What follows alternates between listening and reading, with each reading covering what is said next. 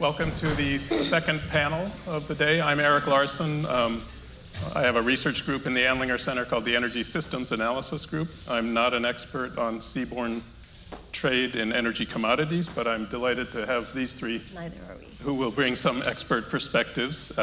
Lin Lu, and I'll just give you brief introductions. You have the full bios in your books, I think. Lin Lu is the Chief Executive Officer of the Global Center for Maritime Decarbonization in Singapore.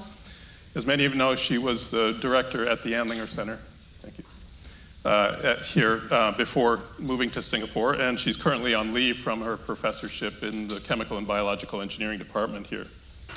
Ryo Okamura is with the Mitsubishi Corporation's Energy Transition Task Force, where he leads upstream and carbon management activities, including Mitsubishi's recently initiated participation in the Breakthrough Energy Catalyst Initiative, which is, some of you know, is a global public-private partnership collaboration to help fund early commercial-scale demonstrations of clean energy, key clean energy technologies, so a very important initiative.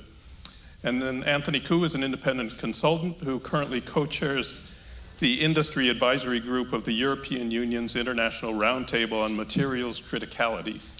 And previously, he was Chief Technology Officer of a U.S. Clean Energy Technology Incubator affiliated with the China Energy Group. And prior to that, he led advanced materials development projects at General Electric Global Research and coordinated GE's internal critical materials assessments and responses. So welcome to all of you. The way we'll proceed, similar to the first panel, I'll make a few opening remarks and then ask Lynn and Rio and Anthony to do the same. And then we'll have some conversation up here and then open it up with plenty of time for questions from the audience. So, today we're going to talk about two categories of seaborne traded commodities, at least to start, and we can open it up for others as well, but those are clean energy carriers and critical materials for clean energy technologies. And we heard a lot about rare earths this morning from Amanda, which was great as background, additional background. So most of us have an idea of what the map of current energy trade looks like, oil and gas in particular, and which countries effectively control oil prices globally and which ones control natural gas prices regionally. And certainly the Russian invasion of Ukraine has made clear that what these dependencies are. And in the context of moving the world towards net zero emissions, the question comes up, what global trade in energy might look like as we get close to a net zero world. And so I wanted to just show this complicated looking map, which is one perspective on future trade, just to get your wheels turning a bit. This is from the International Renewable Energy Agency. And there's a lot here on this slide, but in a nutshell, what it shows is the largest exporter of hydrogen energy is North Africa in this sort of 2050 scenario, but also Australia, China, and India as well are exporters. And this assumes that you're using renewable electricity to generate hydrogen, which then gets exported. The major importers here are the same as the major importers today of oil and gas, primarily Japan, Europe, and Southeast Asia as well. And so the point of this graph is that the world energy trade might look very different in terms of a future net zero world than it is today. And the other interesting point here, which I think we'll discuss a bit in the conversation, is that there's 4 different forms of hydrogen being moved around in this particular map. There's liquid hydrogen, there's gaseous hydrogen, there's ammonia, and then there's liquid organic hydrogen carriers. So very different potential future. And then let me switch over to critical materials. And things like copper, lithium, cobalt, nickel, and rare earths with difficult to pronounce names, so I'm not going to pronounce them. But these are, as was discussed this morning, these are critical for a lot of the clean energy technologies that we're going to be counting on in the future. And so one expects as the transition proceeds that demand for these is going to grow more or less at the pace of the transition. And the obvious question is how will supply meet the demand? And we heard a lot about this morning about the dominance of China in the rare earths area, but also in other metals, as critical metals as well. There are a relatively small number of countries that control the supply of these, and what is that going to look like in the future? So that's just a little bit of background on the two topics I'm going to start the conversation with, but there's other elements that I think our speakers here will bring in their initial remarks. So I'll turn it over first to Lynn, and then Rio, and then Anthony. Great. Hello, everybody. It feels really good to be back at the Andlinger Center for Energy and the Environment. I've really enjoyed the meeting, and especially this morning, Amanda, your comments have been, I found super empowering. A year ago, I knew nothing about shipping, literally nothing about shipping, and have learned tremendously. So thank you for your comments. I am currently in Singapore. I'm leading the Global Center for Maritime Decarbonization. This is an NGO. That was formed about a year ago, and our mission is to help international shipping eliminate GHG emissions as quickly as possible. And we do this by helping shape standards for future fuels, because future fuels are very important for decarbonizing shipping. We do this by financing first-of-a-kind projects, and then by trialing low-carbon solutions to the extent that we can at scale and under operation conditions.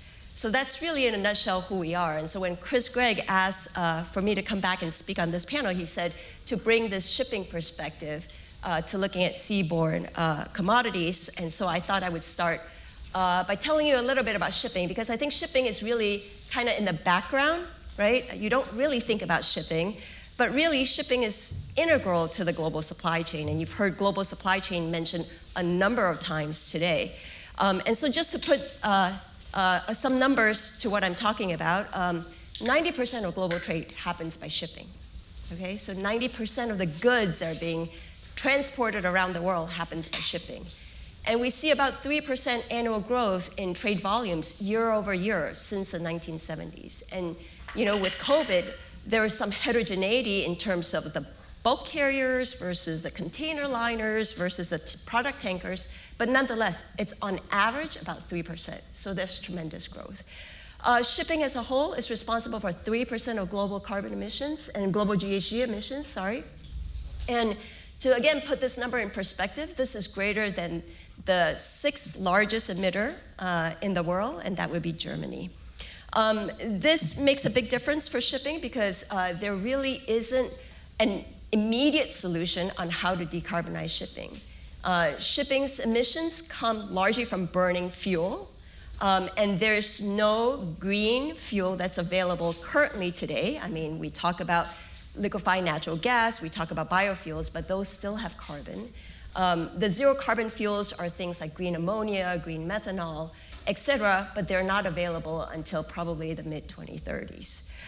Shipping is interesting because its emissions is looked at as a sector as opposed to counted towards countries' NDCs, and we talked about NDCs earlier this morning, and shipping as a whole, as an industry, is regulated by the International Maritime Organization.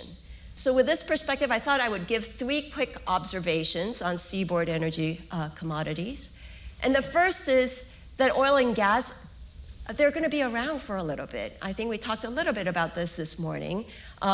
You can look at any projection. This is just one example of the projections. Renewables have grown, but nonetheless, the amount of fossil fuel that we're using today still stay at constant. I mean, depending on which report you look at, it's between 60 and 80%. So we're running very fast to stand still, essentially. And so oil and gas are going to remain a significant share of the primary energy source. What this means is, from a shipping and a seaborne commodity perspective, some segment of this is going to look status quo. You're going to be shipping oil and gas around quite a bit. The second observation, this is the map that Eric had actually shown earlier on, but I'd like to kind of look at this from a shipping perspective. You're going to make lots of hydrogen carriers. How are you going to transport this around to regions that need it? Well, hydrogen's boiling temperature is negative 253 degrees Celsius. That means to ship it around, you're going to have lots of cryogenics, right, to cool it down, put it on a ship, and ship it around. That in itself is very, very energy intensive. There was a pilot that was done shipping hydrogen from Australia to Japan. The boil off is about 1% a day, and that journey is 30 days. And then to support the cryogenics, the energy that's required to support the cryogenics is a third of the energy that it was carrying. So just to set things in perspective, this is how challenging it's going to be to ship these things around. So that's why people are looking at ammonia. Ammonia as a hydrogen carrier. That has a boiling temperature of negative 33 degrees Celsius, so you require refrigeration as opposed to cryogenic cooling. So these are the kinds of things that we think about from a shipping perspective. With these new energy vectors, what do you do? And the amounts, of course, that need to be shipped around is unprecedented, right? It's huge. So that's the second observation. And then the third observation is perhaps a more provocative one. If oil and gas is going to be around a little bit, we need to think about carbon capture and sequestration. Where you're going to capture carbon and where you're going to sequester carbon is probably not going to be in the same place. And so that means we need to transport carbon dioxide around. And here, then, the challenge would be, the technical hurdles aside, these transboundary CO2 handling issues that need to be addressed, right? Liability, risks, how do we think about this? At the G2G level, how do you think about this? The London Protocol talks about how do you dispose waste, and there was an attempt in putting in an amendment, an international framework to kind of describe and frame who's liable for the risk, but that didn't come to pass. So right now, these conversations are happening in a very bespoke way. Nonetheless, I'm encouraged by these two examples that I'm showing you up here. So there is a bilateral commercial contract and an agreement between Norway and the Netherlands for cross-boundary transport and sequestration of CO2 in that Northern Lights pilot project, and then another one between Denmark and Belgium. So these are all in the EU jurisdiction, but perhaps this is a small start towards what needs to come if we begin to think about, if we have to think about carbon capture and sequestration. So those are my 3 observations. Thank you so much. Thank you very much for invitation, even though I do not have any personal affiliation with Princeton University.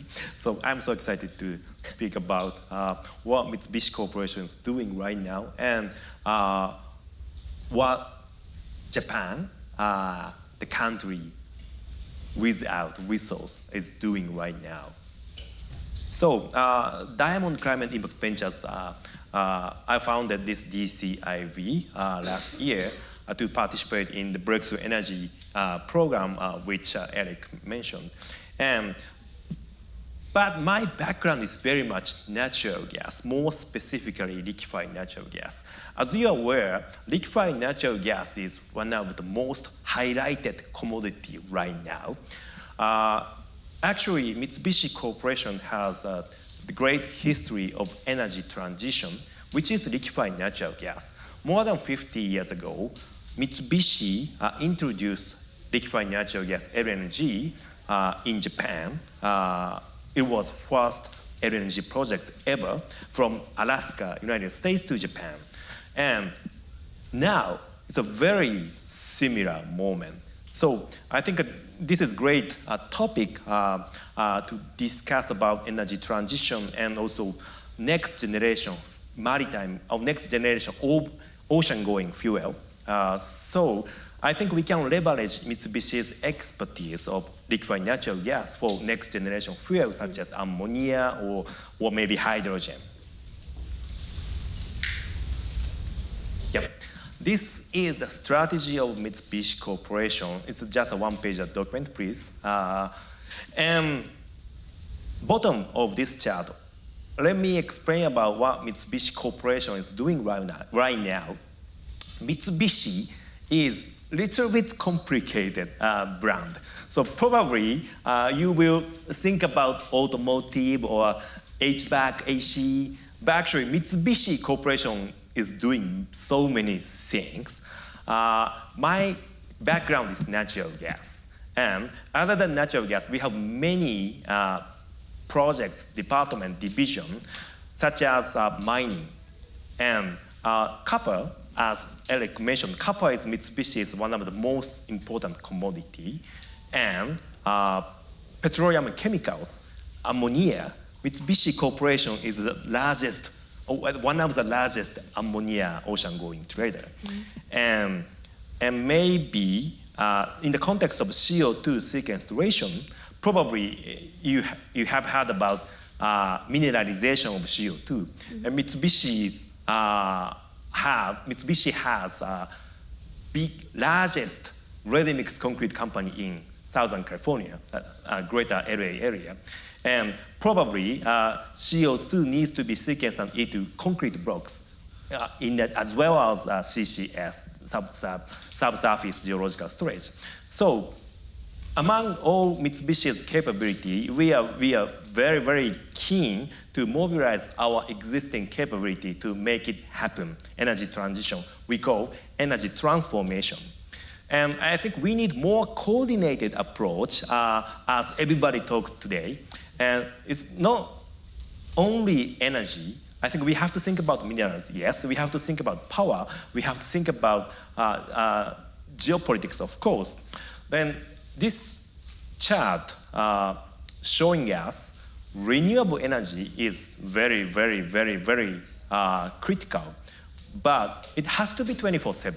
So storage. And it's not only in lithium battery. I think we need 24/7 battery. I think without 24/7 long duration energy storage, probably nothing is happening in energy transition. So we are very keen on long duration energy storage first.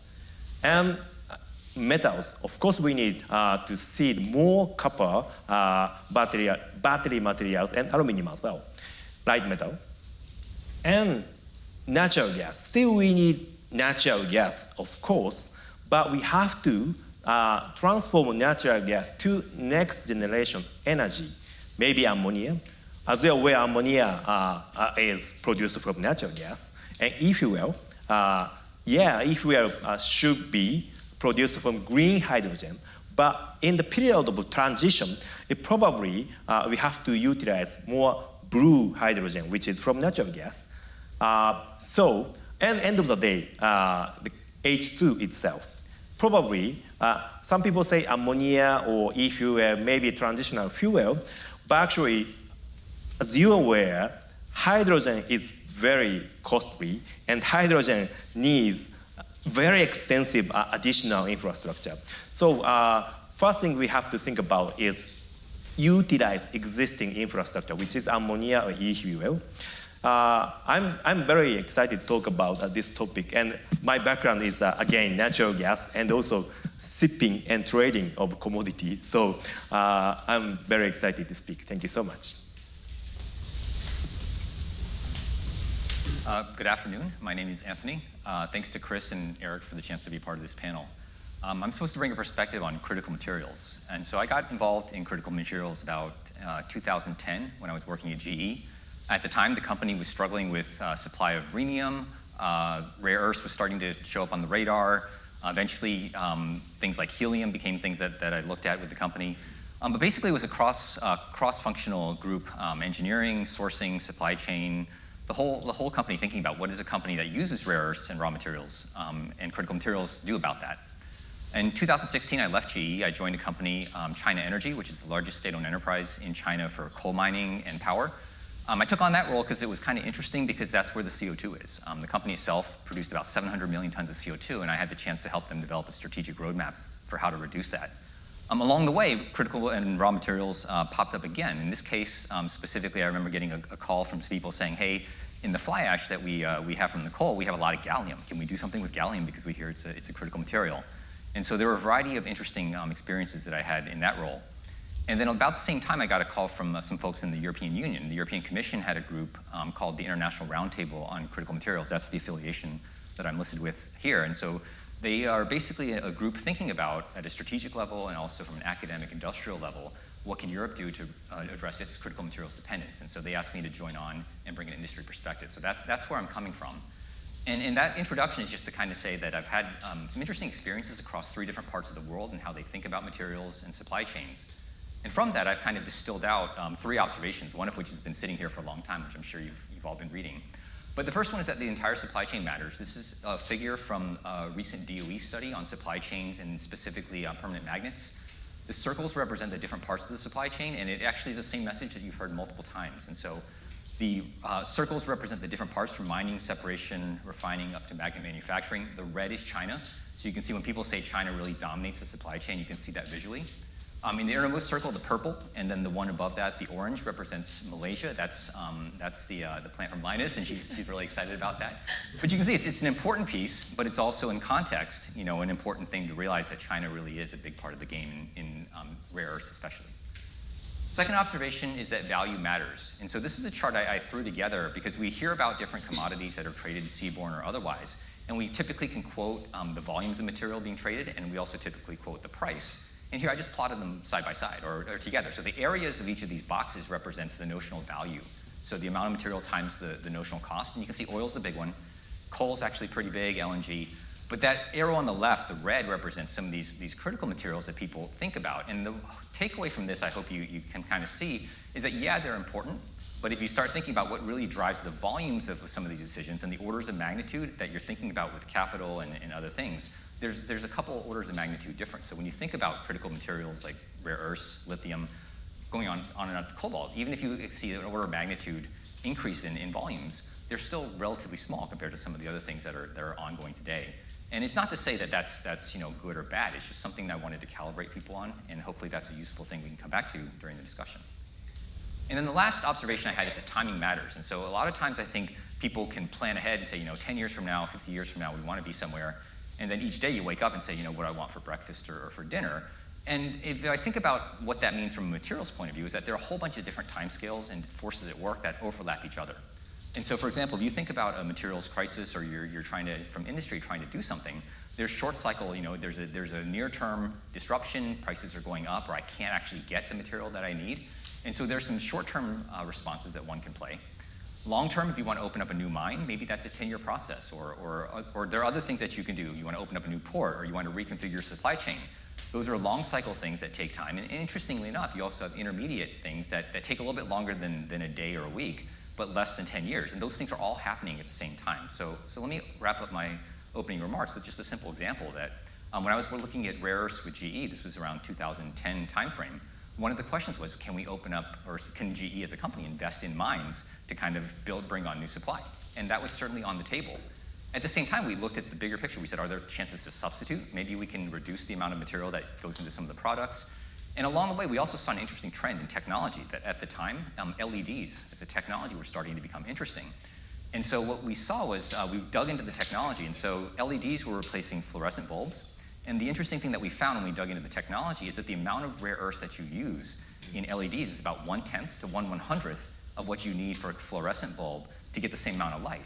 And so we kind of overlaid these things, and we said, well, in the next couple years, we think LEDs will grow to the point where the absolute demand of rare earths from the lighting sector actually will drop, and that'll actually hurt the business case for some of the rare earth mines. And we ran through the numbers. It turns out that actually was one of the responses that happened that actually made it a pretty dark stretch of time for some of the mining projects to actually be able to financing it and be as strong as they wanted to be, because the market shifted in the time that they needed to set up the mining and bring on supply. The markets had adjusted in a way that they hadn't been fully aware of. So hopefully some observations that will catch your attention. I think they speak broadly to overall some of the challenges we have in the energy transition, and I look forward to the discussion. Great, thank you, all three of you. That's some real thought-provoking stuff, a lot to unpack here. So when we had a prep call with all of us, I naively said, so I guess ammonia is that's the consensus as the future hydrogen carrier for global trade, and you guys said, what? Is there a consensus? So I naively said that. Maybe you can speak to that question. Is there a consensus? And if there isn't, how are we going to know what that consensus might be so that we can begin making investments to make it happen? Okay, yeah, I'm happy to start. I mean, so I'll start by caveating my response by saying that largely when we're thinking about ammonia, we're thinking of it as a marine fuel, okay? And from a marine fuel perspective, there are a couple of candidates out there as potential zero carbon fuels. Certainly there's green ammonia, but there's also green methanol. So this is taking green hydrogen and then you combine it with direct air captured carbon or biogenic carbon to produce green methanol. There are various different kinds of e-fuels. So these are all options. We think that ammonia is a contender, as a front contender, for a couple of reasons. If you look at production of marine fuel, and this probably applies to just even energy commodities, for every 3 equivalent of hydrogen, you produce 2 equivalent of ammonias, and you produce 1 equivalent of methanol. Methanol still needs that carbon, so there's that added complexity. And then the energy density difference between methanol and ammonia is not very different. It's about 20% different. And so if production is the bottleneck, and currently production is the bottleneck because you need enough green electrons to generate green hydrogen so that you can produce green ammonia or green methanol, then I think ammonia has a slight advantage. If you think from an infrastructure perspective, which one's easier, certainly methanol has an advantage there. So from a marine fuel perspective, we think it's going to be a mix in terms of future fuel. It's going to be more distributed as opposed to just oil and gas.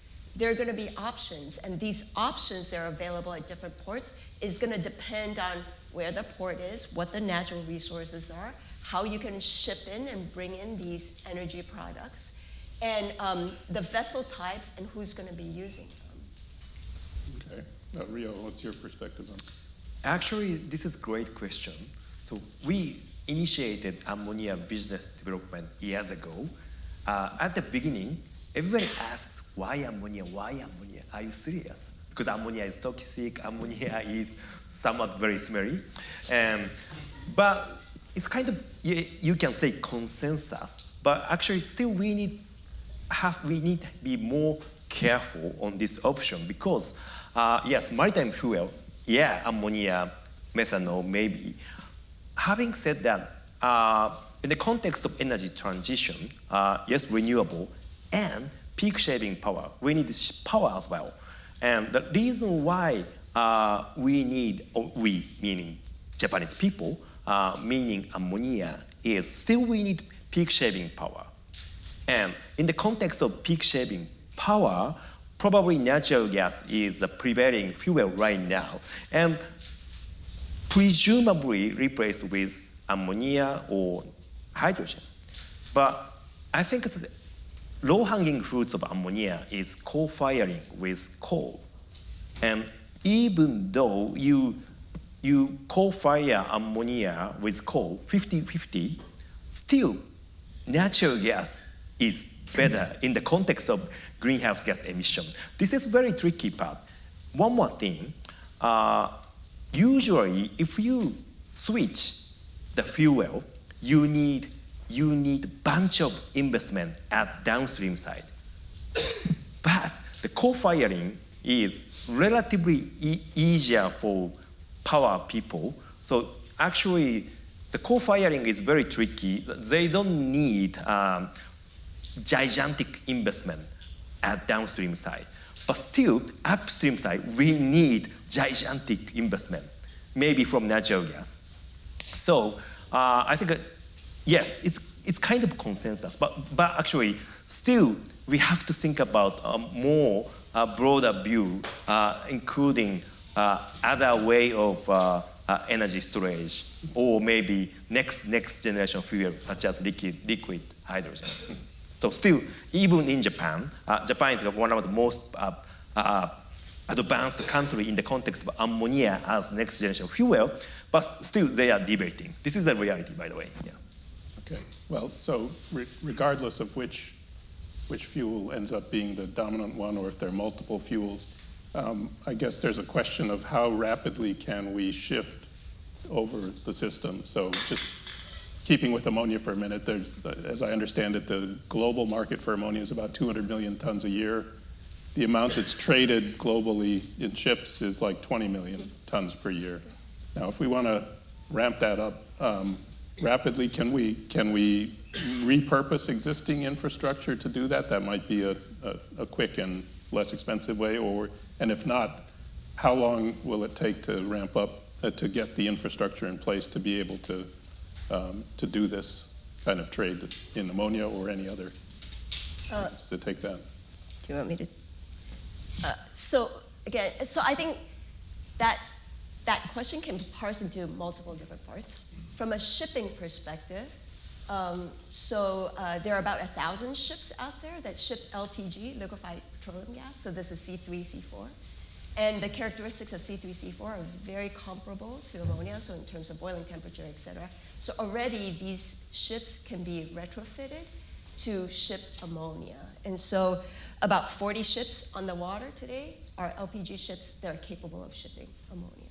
So I think in that sense, there's a natural pathway to thinking about shipping larger volumes of ammonia, yeah, from a ship perspective. But then from a land perspective, from an infrastructure perspective, there needs to be significant build out because like you said, 200 million tons is being produced annually, only 20 million tons is being shipped around. You would need storage facilities for this large amount of ammonia that's going to be shipped around. And so Rio mentioned safety. Safety is a big deal because ammonia is super toxic. So at GCMD, we identified this as one of the key pain points, whether you're using, especially if you're using ammonia as a marine fuel.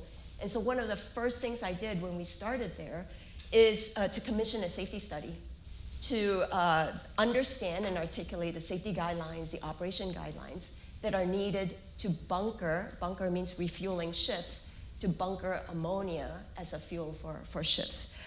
So these guidelines, and we can of course learn from the safety guidelines that are out there for ammonia that's being shipped around as cargo, but that's insufficient because when you use ammonia as a marine fuel, the transfer frequencies are different, the transfer volumes are different. You are likely to do ship-to-ship transfer as opposed to one-time transfer from the ship to land because you're using sort of storage facilities on land. So there are subtle and things that need change. So those need to be improved upon, and there are learnings to be had. But I think we aren't starting from zero. So that's sort of where I think there are learnings to be had, but we're not starting from zero. So Rio, I think Mitsubishi, do they build ships? Oh yes, that's one of the things. Yeah. So if you have to build a new fleet to supplement what existing can be repurposed, how long is that process? We are already ammonia trader, and we are already LPG trader. So it's a relatively easy part. Transportation is the easy part. I think the biggest advantage of ammonia is transportation. Full stop. Probably challenge should be after deployment. I think first deployment is relatively easier because it's maybe coal-firing for power industry in Japan. But next generation of ammonia, next step forward ammonia, probably we need to extract hydrogen from ammonia, or we have to combust ammonia 100%. This is little bit different game. So I can say, yes, transportation easy, and deployment of ammonia as fuel can be combustible with coal is kind of a quick win. But next pathway needs to be carefully considered. So I think it was Amanda this morning who said that the demand ultimately is what drives the supply, right? And so when is the demand, or is the demand already materializing for imports of, say, ammonia or liquid hydrogen or I know Japan has probably thought about this most, and maybe Singapore is thinking about it as well. Yeah, actually, Japan government already gave us the indication of energy mix or power mix, and ammonia and hydrogen already in place, which is very, very foreseeable.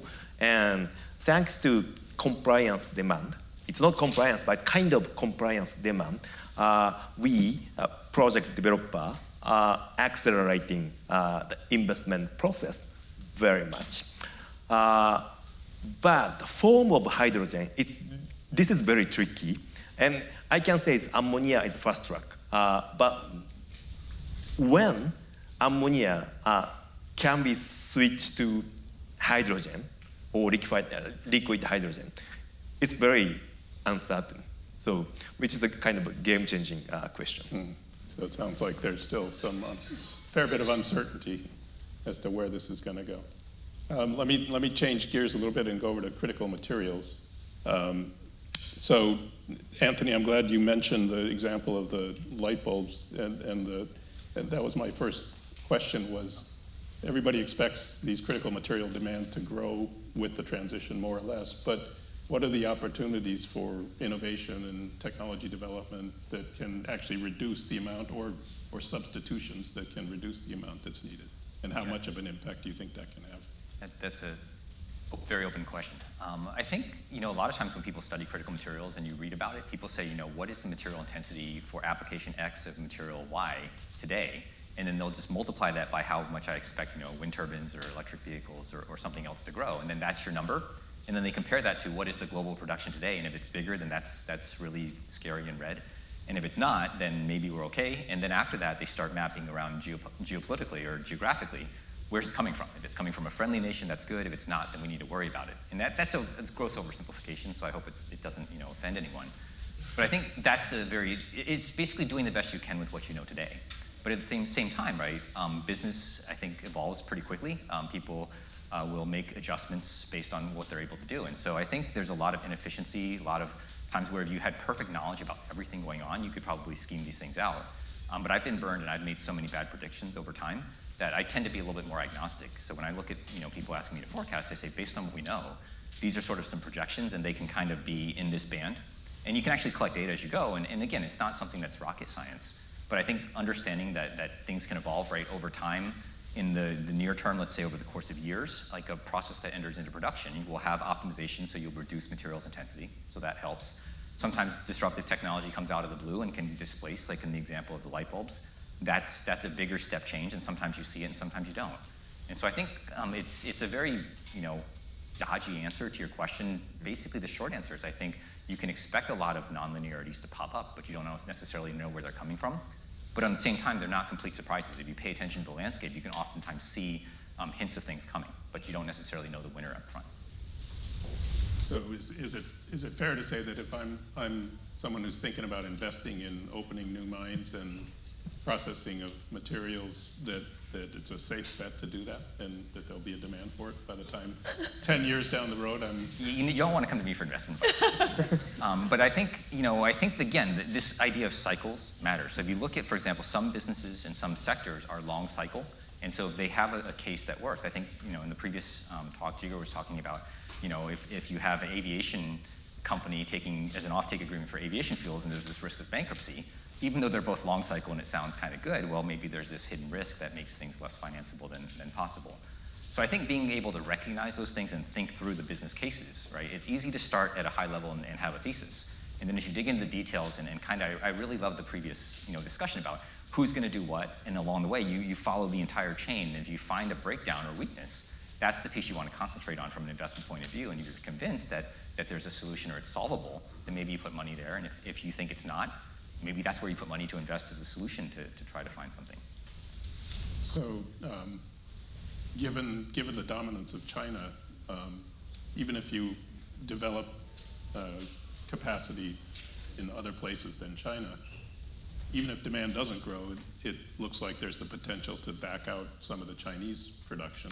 Or is that require governments or countries to pay a premium? Yeah, so I think this then gets into the question of politics and stuff. So I think if you look at the entire supply chain, I think if you look across the world, there are certain places that are just geographically more abundant than others, right? The ores are better, or there just happen to be certain places of the world have certain minerals. So I think you start there, and there if you can get stuff, I think Amanda said this morning, rare earths aren't rare. There's actually deposits in multiple places. It's, once you extract that, are you willing to pay the price for the environmental intensity? And then once you get it out of the ground, you need to separate. So down the supply chain, you also can see problems and bottlenecks. And that's, I think, where there's room for China and the US or other parts of the world to begin to say, maybe you diversify the downstream processing to kind of, hedge geopolitical risk or do other things. But the raw abundances of the materials are what they are. And so if you go after an ore seam that's really, really good, your economics are going to be better. But maybe if that's not available to you, you go find something else. So it depends really where you are in the value chain. And that's where the international trade comes in, right? Is you can find different places and you can get the ores or you can get processed materials and they can move back and forth. Yeah, feel free, you guys, to chip in here as well if you have thoughts on this. The other question I had was about the energy intensity of the mining and the processing. You're starting with a relatively low concentration material and processing it through 942 steps or whatever to get to the final product. What's the impact of expanding critical materials production in terms of the energy intensity, as well as the environmental issues that might come along, the more local pollution type issues? I mean, I think that's a concern, and people will do that. But I mean, as you look at it, right, a lot of the ores don't have a huge amount of what you're looking for. So you can dig a huge amount of material out of the ground, and there's only a small fraction that you want.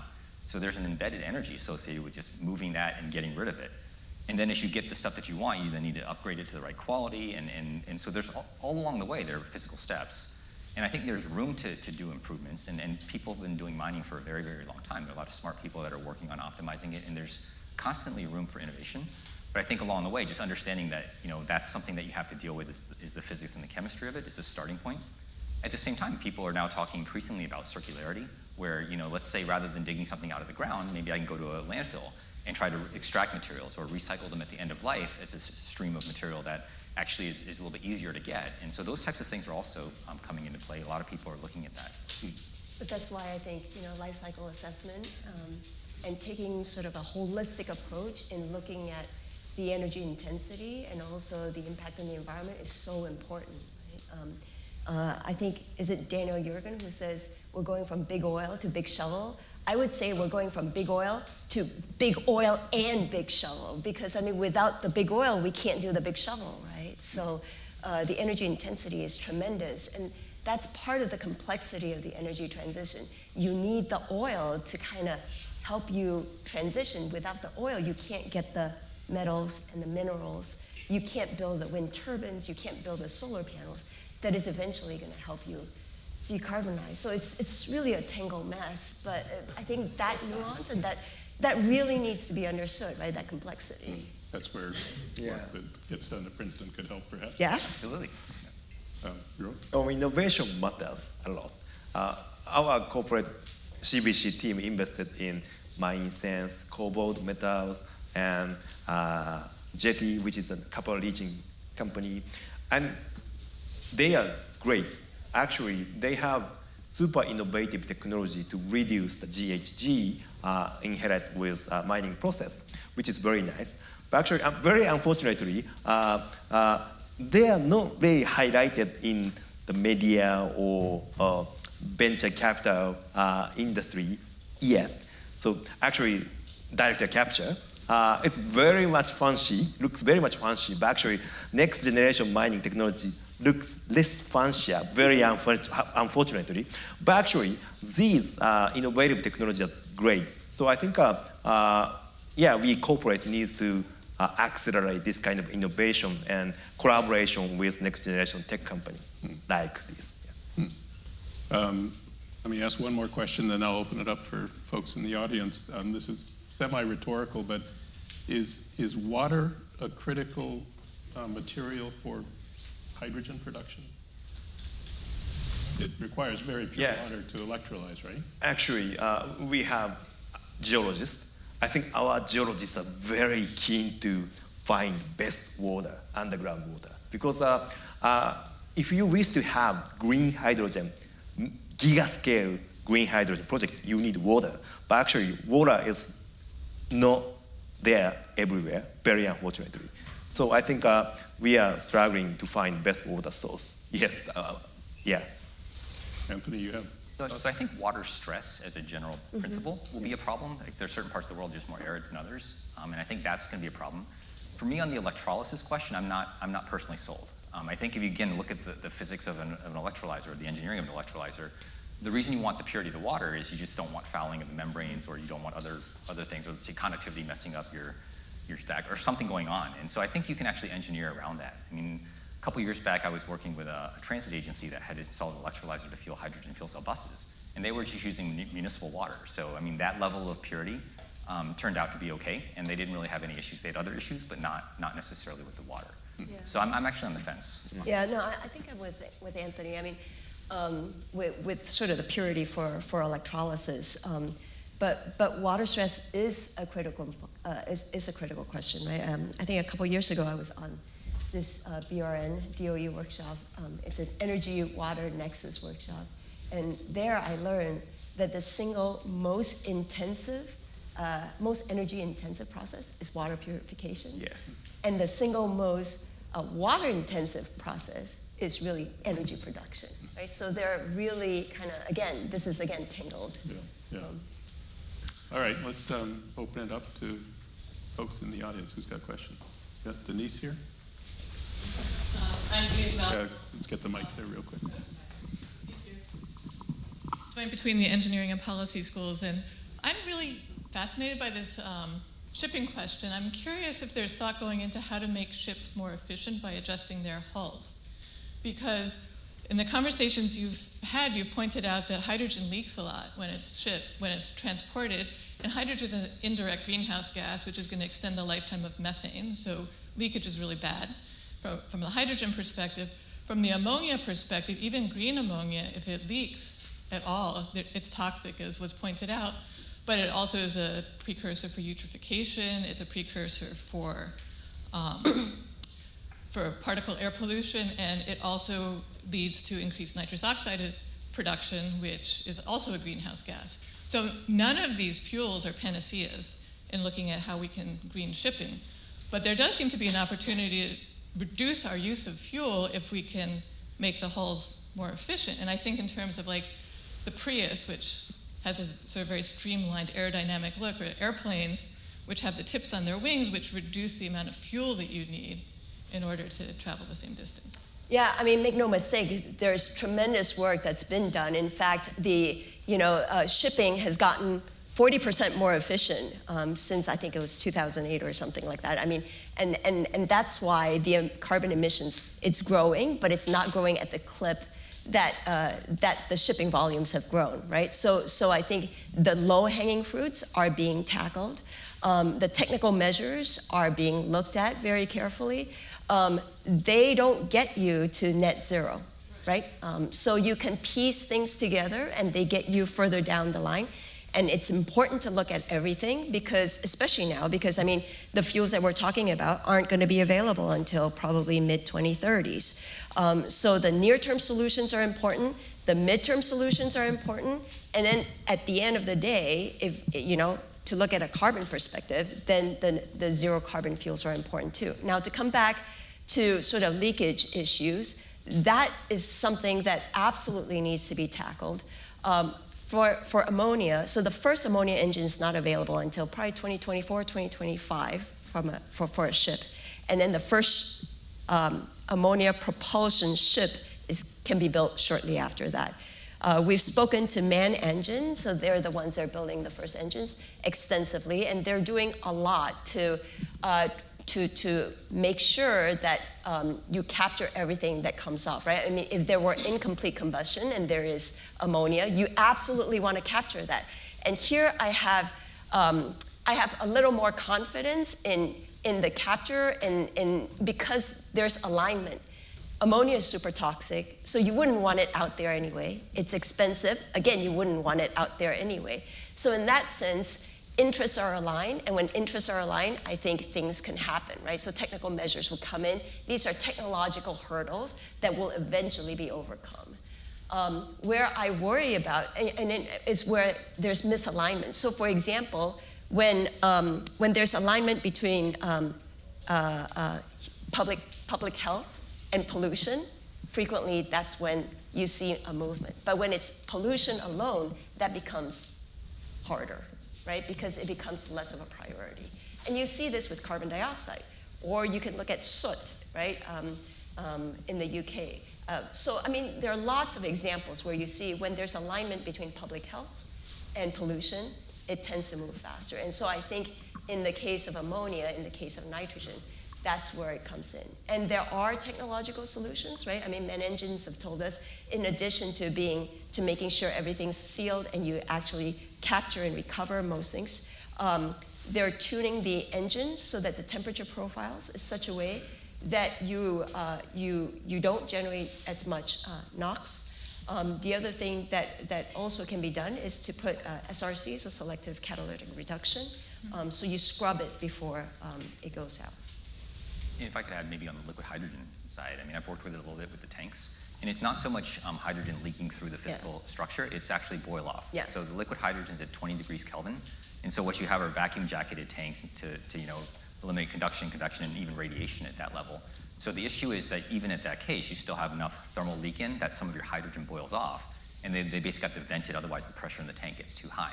And so I think in some cases people said, can you maybe use that boil off to run your engines and so forth. But I think, if you look at some of the numbers that Lynn was saying, 1% boil off is really bad for a month-long journey. So I think, I agree with her that long-term shipping of liquid hydrogen is probably not your best case, but maybe some near-term things that's a week long where you're trying to move stuff across the country, that's used in industry here, and China's starting to ramp up some of those things as well.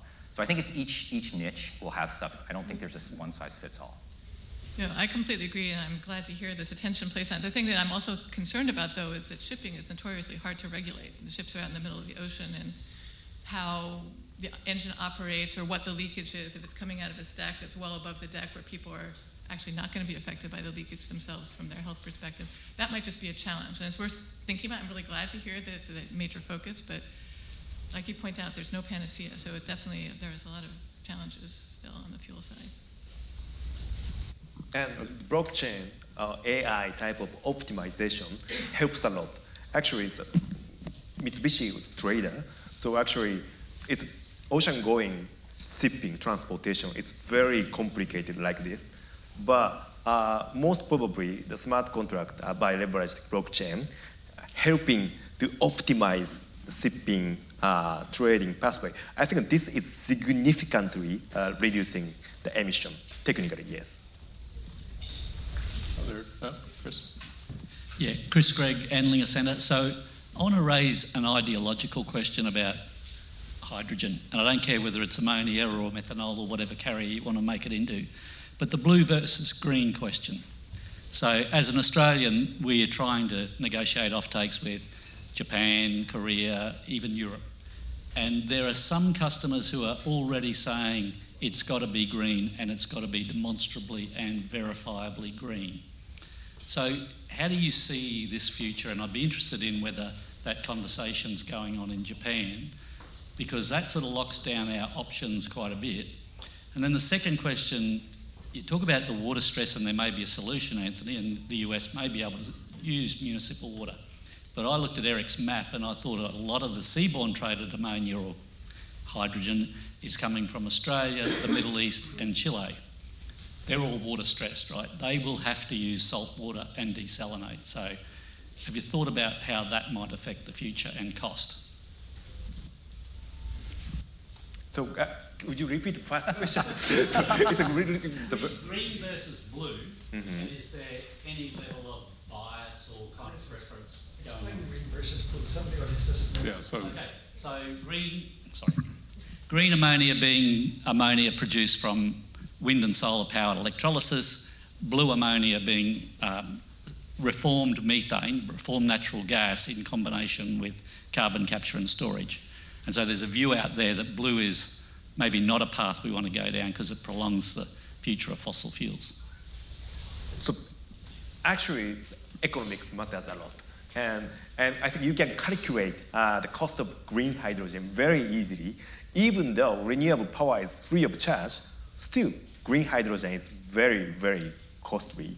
And actually hydrogen itself is already costly. So actually, usually end user has no appetite to purchase more expensive hydrogen.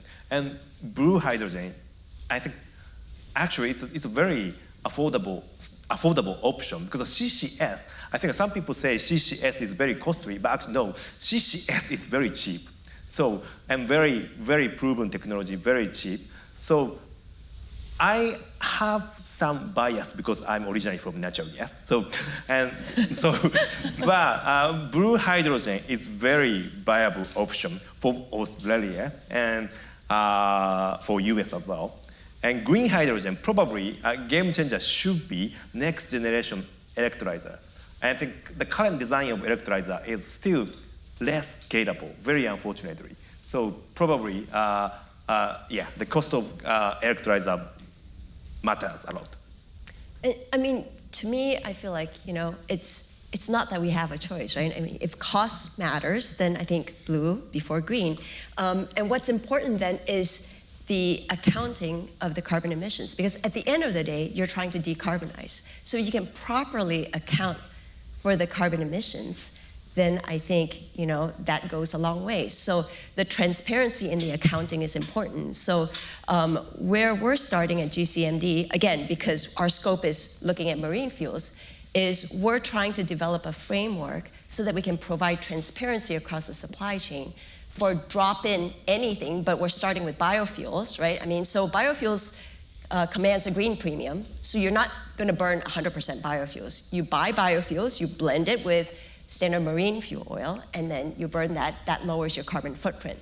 It matters where the biofuel comes from. It matters how much biofuels you use.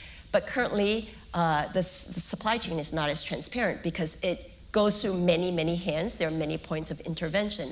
And in interviewing 150 stakeholders, this is repeatedly mentioned as sort of the pain point. So we've basically launched a pilot that involves 12 vessels operating on a commercial basis that are bunkering at 3 different ports, looking at 3 different kinds of biofuels. And again, the idea is not so much looking at the combustion characteristics of biofuels, but how do we set up a framework to iron out that supply chain to provide transparency so you can build confidence that you know what the carbon footprint is. And the idea is with a framework like this, you can then apply it to blue versus green, or when you have bio-LNG that you're gonna put into LNG, you know how much bio-LNG goes in there. Blue versus green or bio-LNG into LNG is especially important because chemically, the compound is the compound. It's CH4. It doesn't look any different. With biofuels, at least you can kind of extract and put it in lab services and kind of tell the difference. Nonetheless, right, I mean, I think these kinds of frameworks are very important so that you can actually do the proper accounting.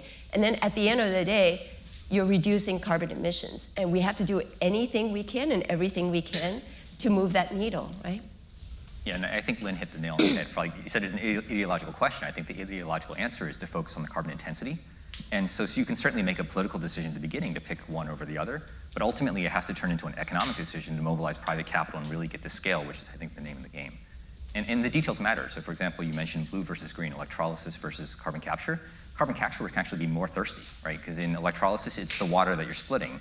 In fossil conversion, whether it's steam methane reforming or coal gasification, you need the water to split that to provide the hydrogen in the first place.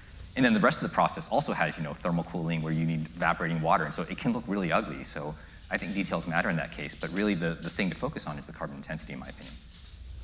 And on your second question about desalination of water, that's just going to increase the cost of the green hydrogen in places where that's needed.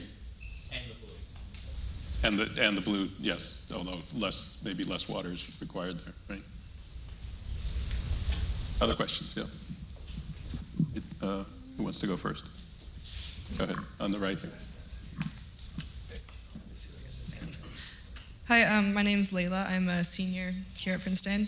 I was sort of curious, you guys outlined really well a lot of the challenges of shipping hydrogen, either as ammonium or in other forms. And you were talking about, how can we expand this this industry? And from my perspective, it seems like perhaps the obvious solution would be to ship less and produce the hydrogen where it's most needed. So you, I don't know, get rid of this whole shipping problem. So I was just curious why we were talking about increasing shipping in the first place.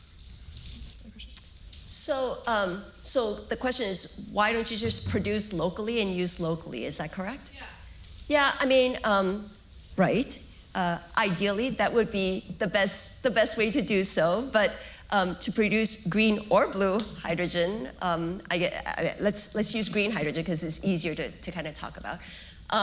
You need renewable electrons, so that's solar, wind, if you have those. But if you need hydrogen and you want to produce hydrogen at a place where you don't have enough solar or wind, then that becomes challenging. So an example would be Singapore, or Japan for that matter, I guess.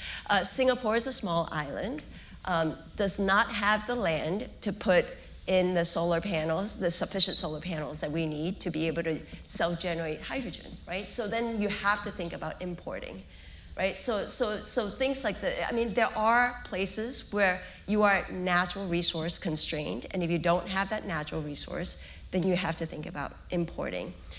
Again, I'm not speaking for Singapore government because I don't represent Singapore government. I'm just there, so I can sort of say what's going on, boots on the ground. And in Singapore, 95% of the energy demand currently is met by using liquefied natural gas, right? Solar is limited, wind's limited, and so to think about, Singapore is trying to do all that it can, right? So importing electrons, it imported its first green electrons just a couple of months ago from up north, and so it's a transmission line that goes through 4 different countries and transmits electrons. There are conversations with Australia to have a transmission line to transport green electrons from Australia through Indonesia to Singapore. So I think anything and everything you can, right? It's not just sort of importing hydrogen, but under circumstances where you have no choice, you have to import. Right, and it's also, I think, a matter of cost, right? Yeah. So if you need energy in a certain place and you don't have enough, you need to get it from somewhere else. And so whether it's shipped in some form that you can use, or you build a transmission line that might cost more or less, I think that's really what drives your discussion. So I don't think any of us on stage are sort of saying a priori, pick and only do this solution, whether it's ammonia or hydrogen. I think that was sort of the parameters that we started with, but I think your question is spot on, is you want to find lowest cost, fastest way to scale. You want to get there as quickly as you can, as cost effective as you can. And I would say reducing energy demand, which you suggested, that's critical, but even after you do about as much as you can do there's still going to be some demand for fuel likely. So I think we got time for one more question. Mine's an easy one, I promise. I'm Holly, I'm a postdoc at the Andlinger Center, and the first question struck me as, we all know it's very, very difficult to regulate what goes on the open water, and I was wondering just if you had broad thoughts about the international governance frameworks that we have, if they're sufficient, if they're flexible enough to deal with how rapidly this is progressing, and just general thoughts. I know it's a difficult area and an important one. Oh, that was what we talked about at lunch, wasn't it? Summarize that in 1 minute. That's not a simple question. I mean, in fact, you're actually sitting next to Ng Teo, who is an expert who had negotiated the Kyoto Protocol on behalf of Singapore, and he can tell you all the details about this. Suffice to say that with shipping, the international regulatory agency is the International Maritime Organization. And so, but the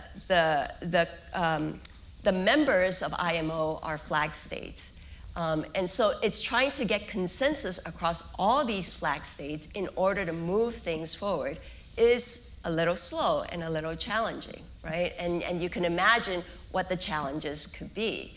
IMO 2020 was the sulfur dioxide scrubber rule that was passed. That took many, many years before that was passed. But when that was passed, then all the ships complied. I think that was what drawn me into shipping to begin with, that it's a global industry.